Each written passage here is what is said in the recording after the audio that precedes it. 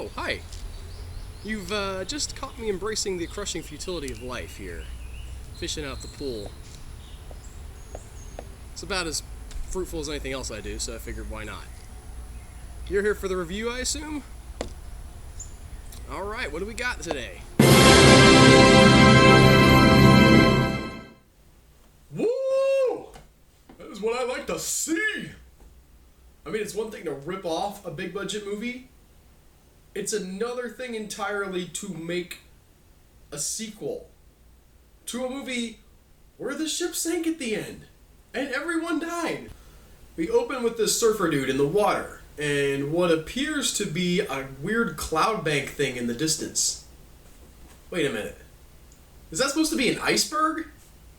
I don't usually nitpick about the effects in these movies, but how difficult is it really to make something look vaguely like a giant chunk of ice floating in the water? Because this doesn't look like that. Anyway, apparently the surfer dude is waiting for a chunk of ice to break off so it'll make a big wave for him to surf on or something.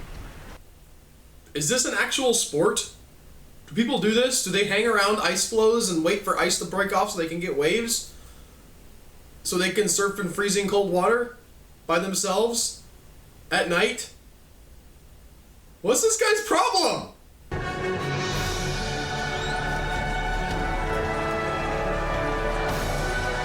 Wait. The ship is called Titanic II? It's not the original Titanic, like raised up from the bottom of the ocean? And filled with zombie dinosaurs? Super disappointed by this. Who's gonna get on this boat? Who's gonna say, yes, I will sail on a boat that looks exactly like that one boat that I saw got sunk in that film, and it's on the 100th year anniversary of the original sinking, and it's called the Titanic again? They should have called it Titanic again. They should have called the ship Titanic the Resinkening. Please tell me that the ship at least transforms into a giant robot or something at some point.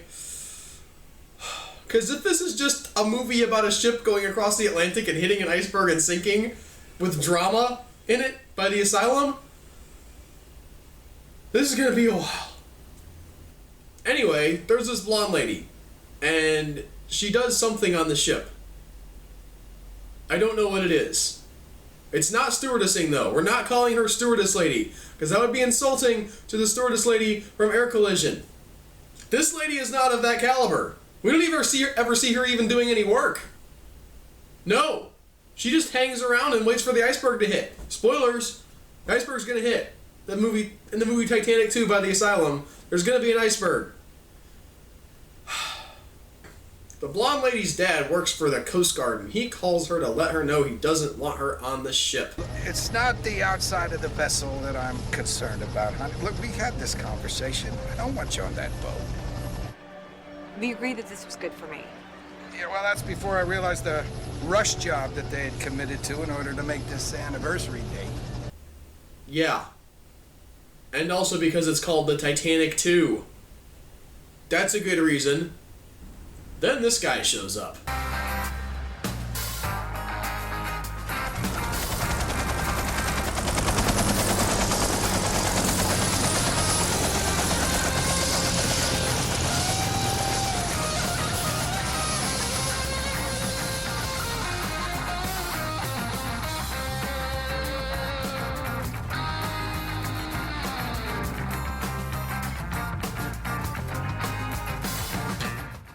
So this guy arrives in such a way to maximize the amount of attention that he's going to get flying with a helicopter. He walks around with like 6 or 8 hotties that he just hired to walk around with him, apparently. There is a small penis joke begging to be made here. I'm not making it. I'm staying classy. So big. Airplanes are big, babe. Trains are big. This is monumental. Forget the classy. We're calling this guy Small Penis Guy. That's his name. Blonde lady's dad lands on the ice floe, where something ominous is afoot. Dr. Kim Patterson, Noah. Nice to meet you. I've always thought calling it Noah was kind of stupid. Like, why would you name your storm tracking agency after the biblical figure who survived an apocalyptic flood. That's almost as bad as calling your ship the Titanic II. The wave from yesterday's collapse was felt as far as Baffin Island in northern Canada. The piece of ice that broke off this glacier was about the size of Manhattan. Imagine what a piece the size of Rhode Island would do. What does that even mean? Are we talking about mass? Is it surface area? Is there a cross-section of the piece of ice that's the same size as Rhode Island?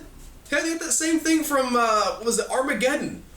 It's a meteor the size of Texas. How does that work?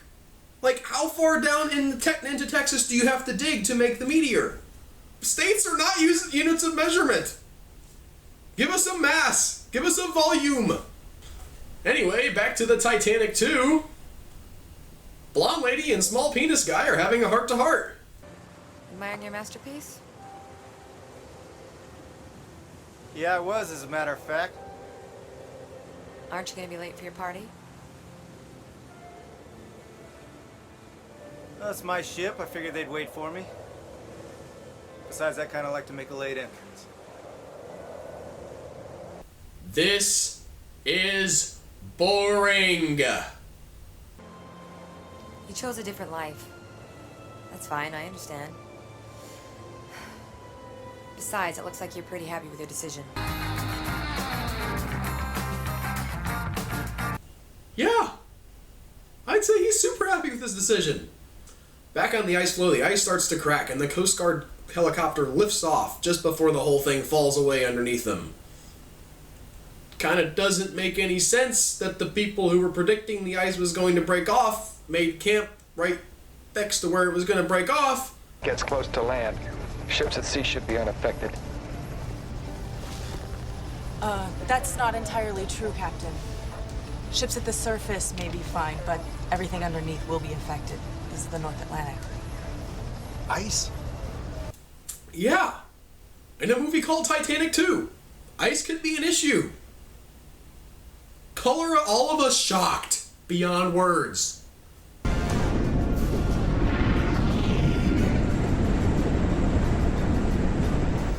Sir, we've been redirected. Don't tease me, submarine. I know you're not going to be horribly eaten by some giant sea monster or crushed by the jaws of mega sharks, so don't even waste my time. I don't even want to see what you're going to find or what's going to happen to you. It's not going to be good enough. Alright? It just isn't. Did you know Titanic was warned 6 times about icebergs and still did nothing? She's reading a book called The Original Titanic. I love that. That one guy who's also in a bunch of other Asylum films warns Small Penis Guy that there's a wave headed towards the ship caused by the breaking of the ice. Hayden, this wave is clocking in at 843 miles per hour. Now, 500 yards isn't going to make a damn bit of difference. Now, you get hit by any ice, it's going to tear your ship in half. That hit better not be hyperbole. If I don't see a ship literally getting ripped in half, I am going to be seriously disappointed. Weather happens, nature takes its course, weather patterns change, it's okay. There's not a problem. Attention! Attention! This is your captain speaking. All passengers, acquire your life vests.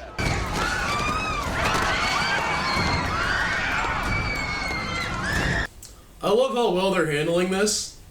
They're all like, ladies and gentlemen, there is no cause for alarm. Please remain calm. Get your life vest now. You will not survive. Everybody get back! Fire all emergency thrusters, now! It's gonna hit! Well, of course they have those. What kind of idiot builds a ship called Titanic II and doesn't include emergency thrusters? Titanic II, this is Captain James Maine, U.S. Coast Guard. What is your situation? Sir, we've experienced an iceberg collision. We need immediate assistance. Really? In the movie called Titanic II, the ship got hit by ice. If you're going to make a Titanic Part 2, I realize it's not technically a sequel, but still, you could have gone bigger, you could have gone better, you could have gone Asylum with it. Where are the sea monsters? Where are the giant robots? Where is the huge killer wave that wipes out an airplane?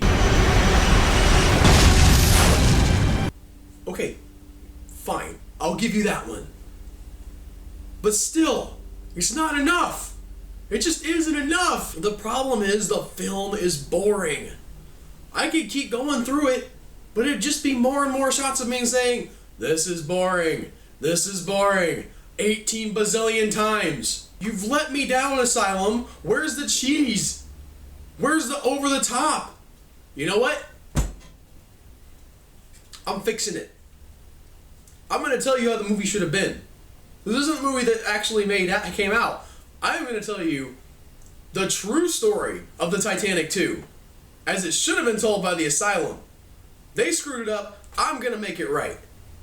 It all begins when a nuclear submarine picks up some strange readings at the site of the original Titanic sinking. They send out a warning about the discovery, but before they can finish the transmission, something attacks the sub.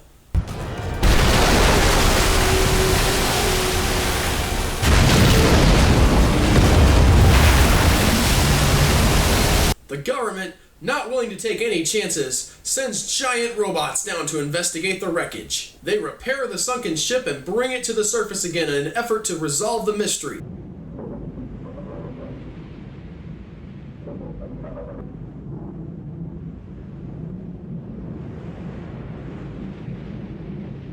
But it quickly becomes clear that something far stranger than they first imagined has been disturbed. A monster, awakened from its 100-year slumber, comes ashore and wreaks havoc on an unprepared world. The giant robots fight the monster, ultimately sending it into space and blowing it up with the rogue nuke.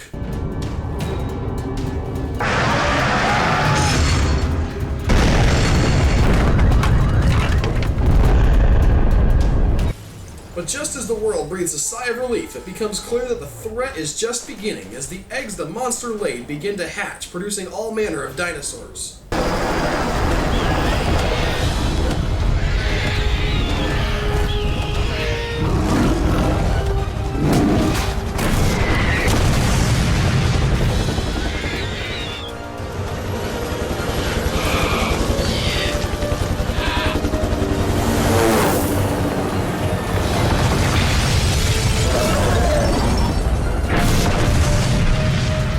The military fights off the dinosaur threat, but in the meantime, the true fate of the Titanic is uncovered. It turns out it wasn't sunk by an iceberg all those years ago. It was purposely scuttled to keep a dark threat from reaching American shores. The threat? A secret Nazi superweapon capable of producing